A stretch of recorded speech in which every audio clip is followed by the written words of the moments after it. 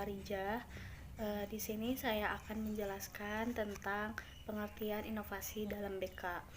Bisa dilihat dalam PPT bahwa inovasi dalam BK adalah suatu ide, metode, cara, atau barang yang dibuat oleh guru BK yang diamati sebagai suatu hal yang benar-benar baru yang digunakan untuk mencapai tujuan tertentu atau untuk memecahkan masalah dalam bimbingan dan konseling. Barusan kan disebutkan bahwa inovasi itu harus yang benar-benar baru. Namun menurut saya inovasi juga bisa mengembangkan inovasi yang lama. Dengan cara apa? Dengan cara kita sebagai guru BK bisa mengevaluasi atau mencari kekurangan-kekurangan dari inovasi yang lama tersebut. Dengan demikian, inovasi yang lama juga bisa dikembangkan kembali dan bisa digunakan kembali. Nah, inovasi juga bisa disebut juga tentang perubahan ataupun peralihan. Peralihan tentang apa? Peralihan tentang pengetahuan, pembelajaran, ide, metode, ataupun tindakan. Oke, Assalamualaikum warahmatullahi wabarakatuh. Perkenalkan, nama saya Siti Mariam dengan NIM 220101911. Di sini saya akan menjelaskan tentang strategi layanan bimbingan dan konseling dalam mengatasi perilaku bullying. Yang pertama adalah layanan dasar, di mana layanan dasar adalah proses pemberian bantuan kepada semua peserta didik atau konseli yang berkaitan dengan pengembangan sikap, pengetahuan, dan keterampilan dalam bidang pribadi, sosial, dan karir. Yang kedua adalah layanan responsif. Layanan responsif adalah layanan untuk memenuhi kebutuhan jangka pendek peserta didik. Yang ketiga, layanan kolaborasi. Layanan ini adalah suatu kegiatan kerjasama interaktif antara guru bimbingan dan konseling atau konselor dengan pihak lain. Sekian yang dapat saya sampaikan. Terima kasih. Assalamualaikum warahmatullahi wabarakatuh. Saya Elma Nurhaliza dengan NIM 220102113. Di sini saya akan memaparkan materi mengenai faktor penyebab bullying. Yang pertama ada dari faktor keluarga. Pelaku bullying seringkali berasal dari keluarga yang bermasalah. Anak-anak akan mempelajari perilaku bullying ketika mengamati konflik-konflik yang sedang terjadi pada orang tuanya. Kemudian mereka menirunya terhadap teman-temannya. Contohnya seperti membuat lelucon yang membawa keluarga. Yang kedua ada faktor sekolah. Sekolah adalah media tempat berlangsungnya kegiatan pembelajaran. Sekolah menyelenggarakan kegiatan pendidikan, pembelajaran, dan pelatihan. Sekolah adalah lembaga pendidikan formal yang secara sistematis menyelenggarakan program pengajaran, pembelajaran, dan pelatihan untuk membantu siswa mengembangkan potensi moral, spiritual, intelektual, dan sosialnya. Contoh bullying di sekolah itu mungkin banyak seperti perundungan, saling mengejek, mengucilkan temannya, mungkin seperti itu. Sekian dari saya, terima kasih. Untuk materi selanjutnya ada faktor teman sebaya.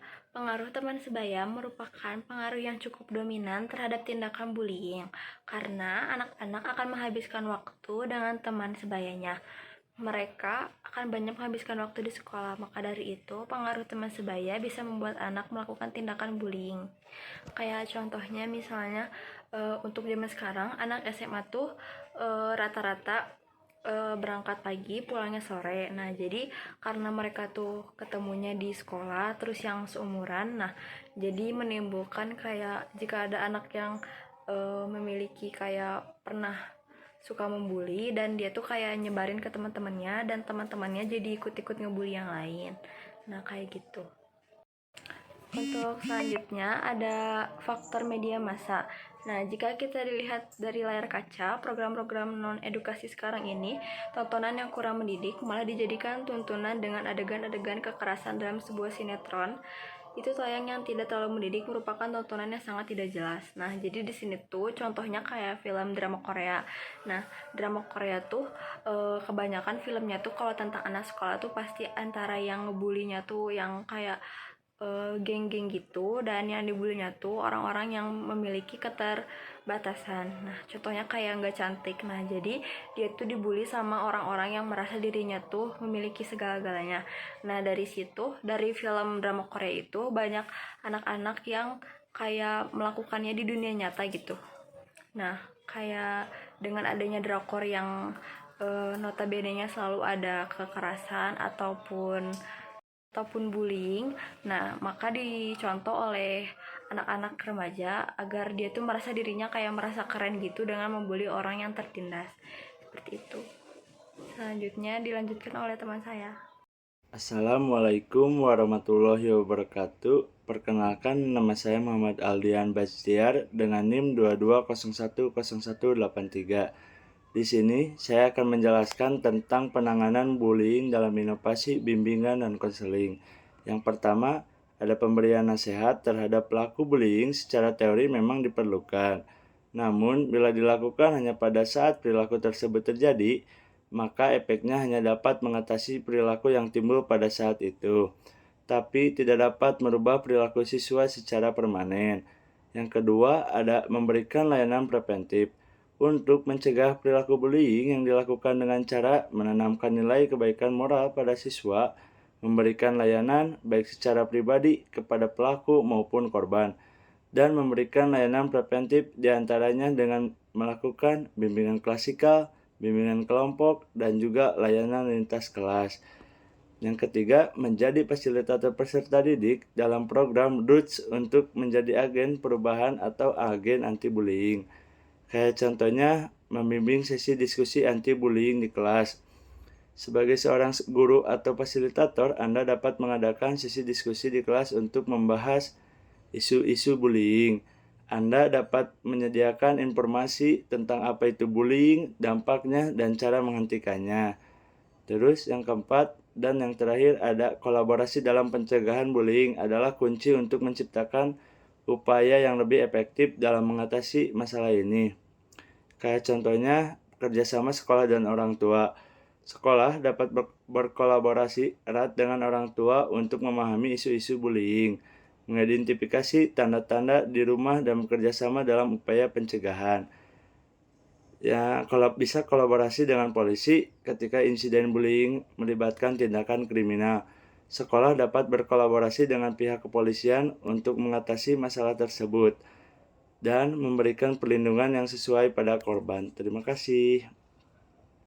Assalamualaikum warahmatullahi wabarakatuh. Perkenalkan, nama saya Faris Afdalul dengan NIM 22010205. Di sini saya akan menarik kesimpulan bahwasannya inovasi adalah suatu ide, hal-hal yang praktis, metode, cara, barang-barang buatan manusia yang diamati sebagai suatu hal yang benar-benar baru bagi seseorang ataupun kelompok, yang digunakan untuk mencapai tujuan tertentu atau memecahkan suatu permasalahan. Sementara itu, inovasi dalam bidang bimbingan dan konseling adalah suatu ide, metode, atau cara yang dibuat oleh guru bimbingan dan konseling yang diamati sebagai suatu hal yang benar-benar baru yang digunakan untuk mencapai tujuan tertentu atau untuk memecahkan masalah dalam bimbingan dan konseling. Seperti halnya membuat form angket, bimbingan secara daring bisa berbentuk PowerPoint, video animasi bimbingan, dan lain-lain.